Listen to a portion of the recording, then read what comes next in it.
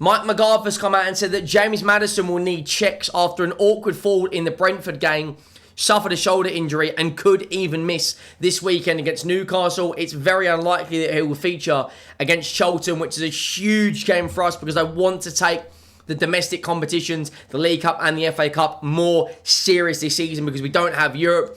I know people will say, look, just finish inside the top 10, that will be a success for Tottenham. But ultimately, when you spend this amount of money, we have to take every single thing serious this season. Savinho is set to be announced at some point today/tomorrow. Omar Marmoush, again, has had his medical today. Both of those players will be featuring against Newcastle United. Fingers crossed if everything goes to plan this weekend. As bad of a defeat it was against Brentford, and listen, it was bad.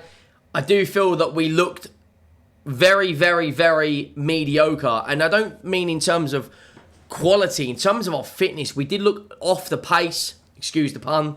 Brentford completely, were deserved winners. Should have been 4, should have been 5, should have been 6. But we need to see a response against Charlton. Let's take this cup seriously. Let's progress into the next round. And then let's bounce back against Newcastle in the Premier League. We will have hopefully Porro, Van de Ven back. Kudus could feature as well. And that's why I also think when you look at the 11 we had available, we had, 3 of our normal back 4 out because Van de Ven, Udogie and Porro were not there. Kudus wasn't featured as well. Xavi Simons and Kulusevski are out injured. Maddison only played 25 minutes with Solanke. And you can't expect much when you've got Conor Gallagher in the 10 and Richarlison up front. Ultimately, these are fringe players for a reason. We have to make sure that we are ready for this Newcastle United game. They really dislike us. Really, really dislike us because of this whole Tonali situation. And they did play well yesterday. Tottenham transfer target Cody Gakpo actually got the opening goal for Liverpool. Very, very good finish. And it's been reported by Florian Plettenberg that Liverpool want to add another 2 forwards, which is very, very good on our pursuit for Cody Gakpo. And I want all of you to answer this right now. If we sign Cody Gakpo, Savinho and Marmoush, hypothetically, with Kudus, Xavi Simons back fit, hypothetically, what is our strongest front three? Make sure you go down, hit that subscribe button right now. Around 90% of you watch daily but do not hit that subscribe button. This video is brought to you by Oxford Natural. There'll be a link in the description where you can get up to 70% off or a QR code you can, of course, scan on screen. I will see you all very shortly. Before we get back into today's video, I want to talk to you about something that's really impressed me. Just look at these amazing transformations. Robbie from AFTV and DR Sports has lost more than £100 and Ballon d'Or winner Michael Owen has lost around £40. Now let's be clear, no supplement does the hard work for you. Real results require healthier lifestyle choices. But people keep asking me, what's different about Optimum Day and Night? One of the big differences is most products only contain 1 ingredient, whereas Optimum Day contains 7 active ingredients in just 1 formula. Optimum Day contains key ingredients like lion's mane extract, which supports cognitive, health and brain performance. Also L-carnitine, which supports fat metabolism and energy production at a cellular level. It also contains guarana, which is a natural boost to energy and alertness. So instead of buying lots of different supplements, instead you could get 7 active ingredients in 1 daytime formula. And when your day is over, Optimum Night gives you another 6 carefully selected active ingredients. Optimum Night contains ingredients such as magnesium, which helps support restful sleep, ashwagandha, which helps the body deal with everyday stress, and lavender extract, which helps support quality of sleep. So during the day, you've got 7 active ingredients. And then during the night, you've got another 6 active ingredients working together to complete 1 24-hour day and night system. So if you've been thinking, it's about time I started looking after myself, why not take a look for yourself? So make sure you scan the QR code you are going to see on screen or click on the link in the description. Use my code HTT70 to get your 70% off. So why not take a look, see what Optimum Day and Night is all about. If you think it's for you, give it a try. Now let's get back to the video. Massive thank you to Oxford Natural for sponsoring this video. As I said, there'll be a link in the description or you can scan the QR code you did see on screen to get up to 70% off. And now let's jump straight into this. Now, Mike McGrath, very credible source coming out from the Telegraph, has said that James Maddison needs checks on a knock sustained in Tottenham's defeat to Brentford. The 29-year-old fell awkwardly on shoulder after coming on and he stepped up comeback. Hopes he'll be involved this weekend against Newcastle. I'm not going to lie, this James Maddison injury situation, it is frustrating, man. Like, he's a very talented player. When he first joined a couple of years ago, he missed around 4 months of the season. Then in August, unfortunately, He did his ACL. First game back, he could miss a key game against Newcastle.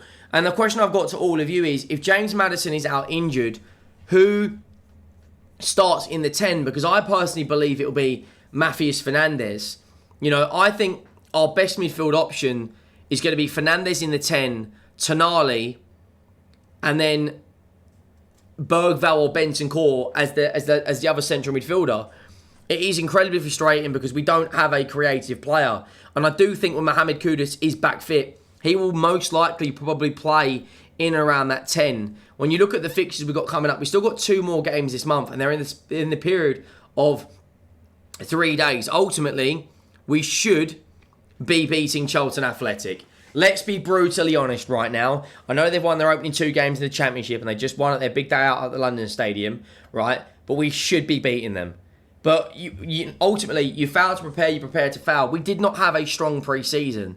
I know Chelsea and Hoffenheim are decent sides, but when you look at this right here against, okay, for some reason it's gone all the way back to March.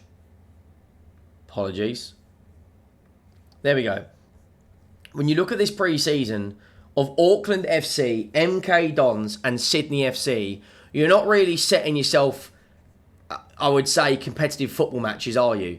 We then beat Chelsea with 10 men, which is good, and then we beat Hoffenheim convincingly. Mikey Moore with 2 goals and Richarlison with a decent goal. And then you look at how we played against Brentford. Mikey Moore is not ready for the Premier League. He had 3 huge opportunities where he got into space to have a shot on a 1v1 or a good angle at least. Maybe not a 1v1, but a clear-sighted goal. And he passed every single strike into Kelleher's hands. We need players that are Premier League proven, like Omar Marmoush, like Cody Gakpo, like Savinho. These are the sort of players we need fit and ready. I want to see a very, very strong side played against Charlton Athletic. I want to see a double pivot of Tonali and Bentancur with Fernandes in the 10. I want to see Solanke start in the 9. I want to see Savinho on the left or the right, and then Tell on the left or the right. I want to see a back 4 of Van der Ven, Udogie, Porro, and either Senesi or Van Hecke with Kingsley in goal. We have to go out there and win this game convincingly. If we do not, we then, let's say we struggle to get over the line against Charlton, this Newcastle United game at the weekend becomes absolutely massive. And let's be honest, I don't really think Everton are that strong. I know they beat Crystal Palace. I don't fear Nottingham Forest. And Aston Villa have just been absolutely humiliated like we have. There is decent fixtures ahead of us where we can go on a winning run. Aston Villa are at home. They'll be balancing Champions League around that sort of time, I believe. Everton, we have a very, very good record. Whenever we seem to play them, we beat them at home. Let's get back to winning ways, because my word, that game on Saturday was absolute dross. It really, really was. Now, Florian Plettenberg has put out some news regarding Liverpool are planning to sign 2 or 3 more players before deadline. Barcola and Minter remain top priorities, which means Cody Gakpo, in theory, should be available if they sign both of these players. And Cody Gakpo scored a very good goal yesterday. We're crying out for someone like that. We don't have anyone who can create his own individual chances, really, or even just have an eye for goal. We don't have anyone like that at the moment. Richarlison's so far off the pace. We need to just sell this guy. Genuinely, he's nowhere near the level. He really, really isn't. Fabrizio Romano said that Tottenham tried to accelerate a double deal involving Marmoush and Savinho. The plan for Spurs remains 2 wingers, Gakpo and Savinho, plus a striker deal on. Where it's obvious, I think Marmoush is going to play in the striker option, and then Cody Gakpo and Savinho can play off of him as wide options, which is a completely different dynamic to what we currently have. Cody Gakpo apparently has agreed personal terms with Spurs. Apparently is open to the move with Spurs. I do think this transfer, hopefully, will be a matter of time, A lot of people out there are saying that, this was about 4 days ago, and Ben Jacobs said, Marmoush, Savinho and Gakpo are all targets. Spurs would like to make a triple swoop. Manchester City seeking sales as they look to fund their own midfield ramp. Cody Gakpo is currently the toughest of the 3 to negotiate, but that could change if Liverpool add attackers. And now that Florian Plettenberg has put that tweet out, that Liverpool want to add attackers, it really does put it into perspective that hopefully we can bring him in. Let me know your thoughts. As I said, hit that subscribe button right now if you haven't already. And I will see you all in the next one. Thank you for watching. I'm out.